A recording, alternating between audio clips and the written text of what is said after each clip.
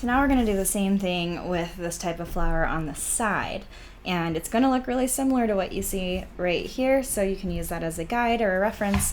And I'm going to do 2 of these because I need to for a project, so I'm going to walk you through it. So the first thing I'm going to do is just very similar to the previous one, but it's going to be thicker because it's going to be on its side, so I see more of that petal.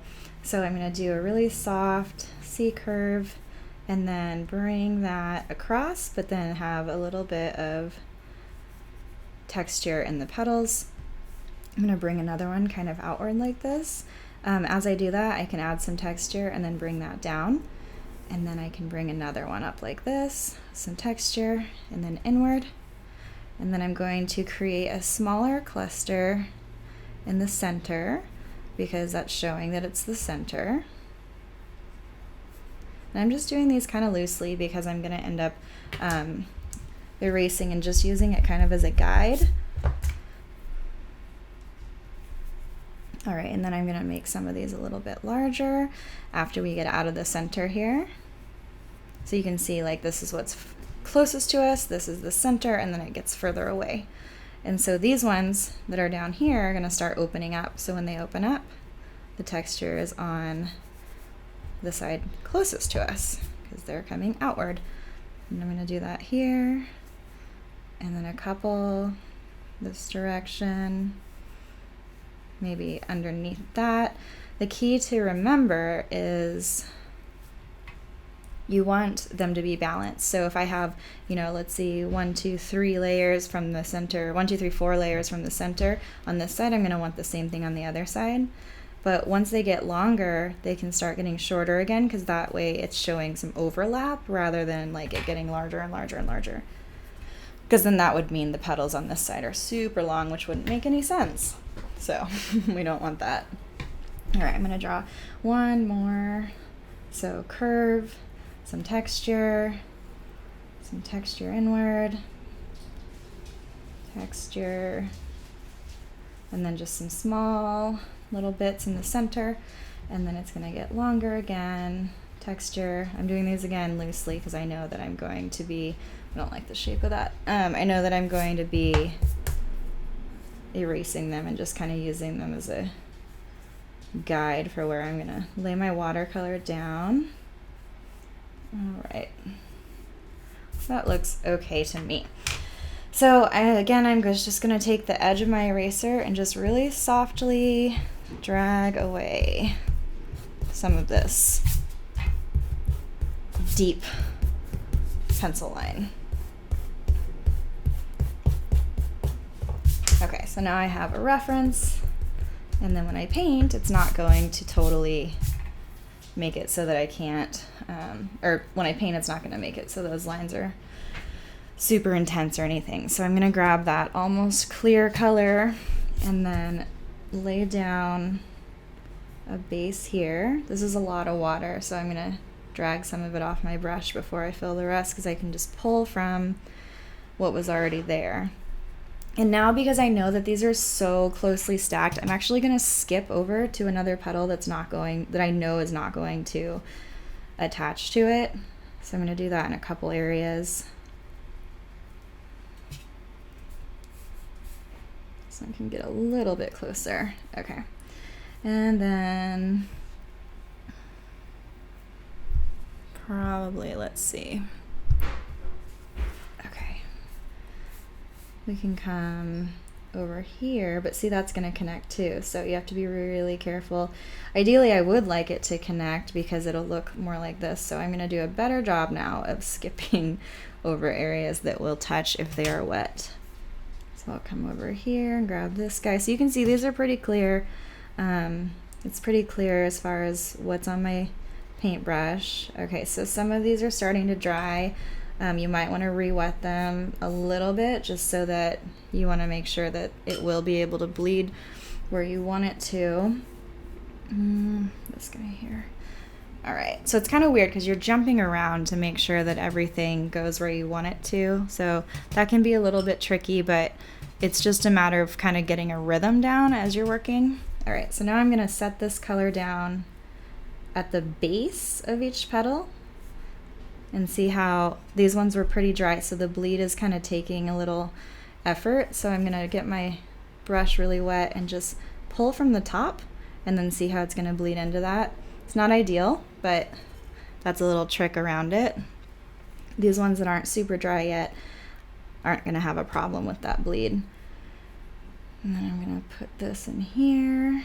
This petal is coming up and out, so I want the base to be what is the focus. This one's still pretty wet, so I'm gonna wait to add the pigment in there.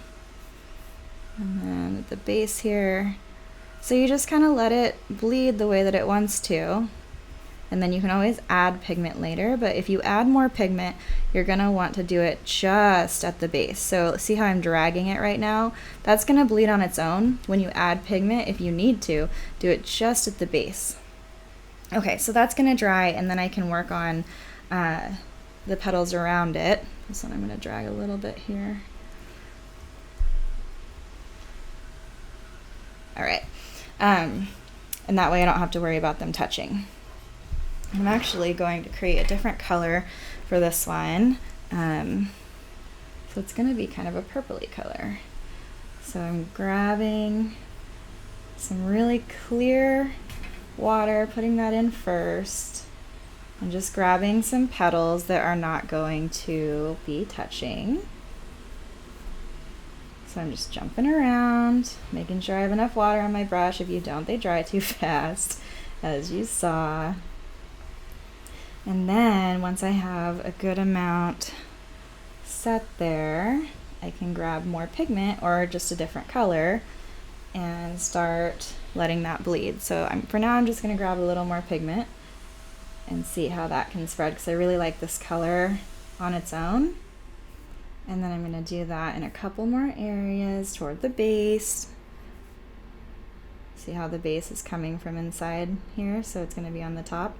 This isn't like super important, like you can definitely do this however you want to, but if you want it to look a little more realistic, then having it come from the base looks like it's tucked in, because that's where the depth is coming from. Okay, that looks good, so I gotta let that kind of dry a little and see what happens. See how that one was too wet? Ideally they'll look like this, so that nice and balanced. Okay, now's the part that's really hard, because both of these are wet and I'm gonna have to wait, and I don't want to wait. Waiting is not my favorite. Oh, look, I have these petals I can play with. Okay, so I'm just kind of putting those in. Oh, and see, this is why you want to wait, because inevitably you will run into the other one. That's all right. I need it to be darker right there anyway. Okay.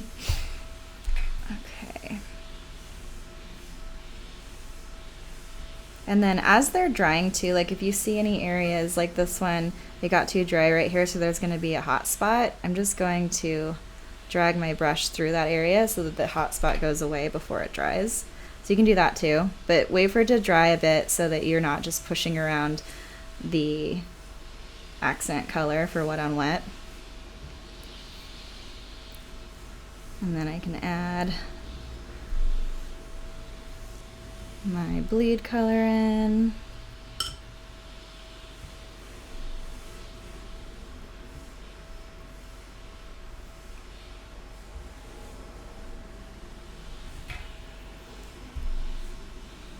Okay, so now I can hop over to this other one, even though I probably shouldn't yet. And grab some more of these petals.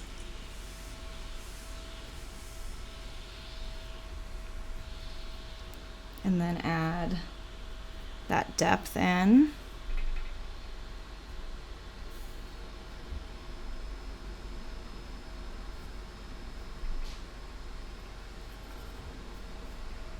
Keep some white space.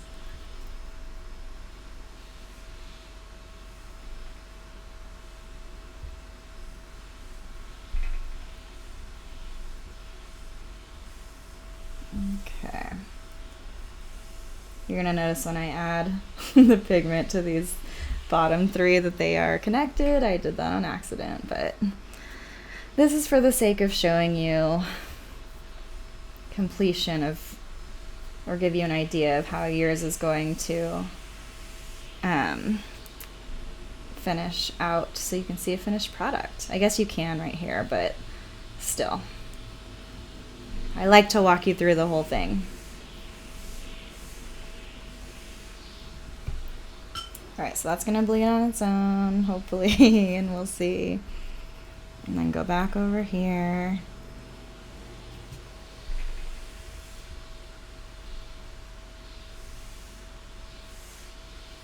Okay, so see how I touched that one and it didn't do anything? It's because that one right here is dry enough, so it's not gonna affect it. And that is where we win. And then I can put that color in for it to bleed. Come back over, get that really light color again. Better if it's clear-ish, but no harm if it's not. Eventually you'll notice that your water is getting the color of your paint, and then yeah, you can just grab that water and that will do. That's all you need. Okay, grab that color, darker color. These are turning out much more red than coral, but that's fine. I like red. Okay. And then I'll do some of the inside here, and I want to be really careful because this one is not dry yet, and I'm getting very brave by messing with it too soon.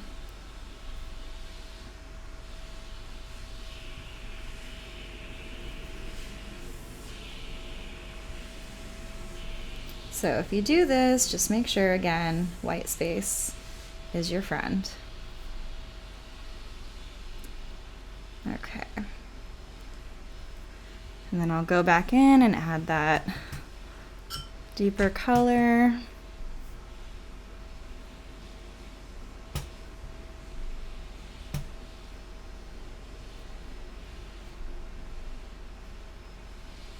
And I kind of like set my brush down as I drag, because if you just drag, then you'll find that it's like you'll drag the whole way, and then where you release is where the paint is going to primarily sit, which is not ideal. You're going to want that to go the whole way. So as you drag, if you kind of go up and down, that's going to set it in all those areas, which is what you do want. All right, so I'm going to head over to this other one again. See how that created a little bit of a hot spot? I don't know if it's too late. It is a little bit too late, but I'm just kind of working it to where it goes away. And this would be an ideal time to change your water out because you can see that it's getting a little too saturated and it's turning this. See how I didn't grab any extra paint that just came from my water. So again, sorry, get up to get a paper towel. Okay, so if that happens, you can always dab, like see how this splatter? I can just dab that away. Just dab, don't rub, just dab, and it'll fix that right up. I think that was actually from the side of this when I was getting side of my water. Yeah, it was. So my water's not too bad. I'm just gonna keep that tone in there, but be sure that if you have extra paint on your brush and you wipe it on the side, that you don't drag through it if you're switching colors, like I just did. Okay, so I'm gonna hit these other petals. I'm gonna try to get the remaining ones so we can finish this guy. I can show you what a majestic finish it will have.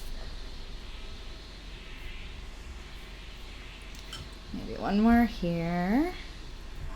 Seems about right. So you can see just as we go, you kind of, it's just a guide to help you along the pencil lines, and then you cover them up and good to go. So I'm just laying that at the base of all my petals. And if they're too wet, they're gonna spread kind of like this. Not a bad thing, just make sure that you do return to them so that you can add that extra depth in there that you are going for. once they start to dry a little bit more. Okay, so that looks good to me. And then I'll return to this one. And I think I'm gonna spread this a little bit further. I know I have that hot spot in there, but if I add some depth, it might take that away. Yeah, because I just want these to be a little bit fuller on the edges. So I'm just going to drag that along the edges and give it a little more shape. And then we'll finish this out.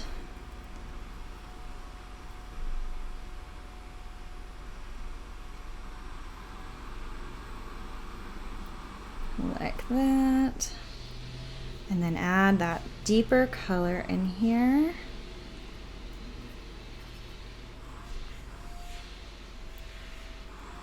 And deeper color in here.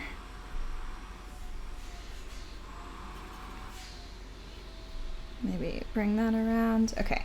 And then if it's looking a little imbalanced, like this guy, I feel like is just kind of at the top on its own, I'm just gonna add another one on the side here,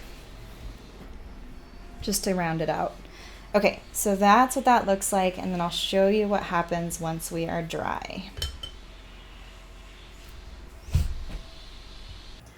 All right, so once we're dry, as you can see, we have got this really pretty bleed that's coming in, and it's almost kind of moving. It just really depends on how it wants to dry, but it turns out really lovely. And then this was the first one that we did. So just that bleed creates this really pretty definition, and then you know, had I waited in between, then you can definitely connect these. So I hope that that was helpful, and I really want to see what you guys do in your projects with this technique. So be sure to add your final pieces into the comments and community. So, all right, thanks guys.